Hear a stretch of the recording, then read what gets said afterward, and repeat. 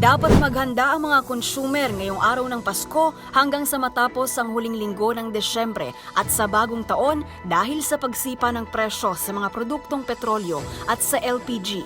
Sa pagtatapos ng linggong ito, malaki ang taas presyo sa mga produktong petrolyo. Sa gitna ito ng pagtaas ng halaga ng petrolyo sa pandaigdigang pamilihan ayon sa Department of Energy.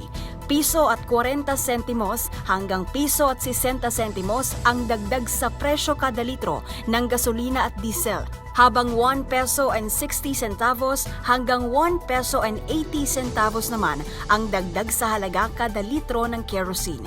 Paliwanag ng DOE, may mga senyales ng hindi inaasahang pagtaas sa stock ng krudo sa US at mga pag-uusap sa posibleng ceasefire sa digmaan sa pagitan ng Israel at Hamas. Samantala sa bagong taon, inaasahang tataas ang halaga ng LPG dahil ayon sa Regasco o Republic Gas Corporation, tumaas ang singil sa shipping cost o ang ibinabayad sa barkong nagdadala ng imported LPG dito sa ating bansa.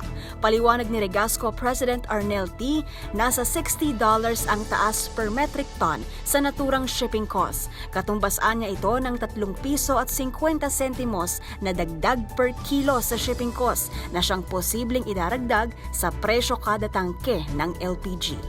At yan ang MBC Network News. Mula sa kauna-unahan sa Pilipinas, DZRH, ito si Pamela Adriano. Tuloy-tuloy sa pagbabalita, tuloy-tuloy sa serbisyo. Sama-sama tayo, Pilipino.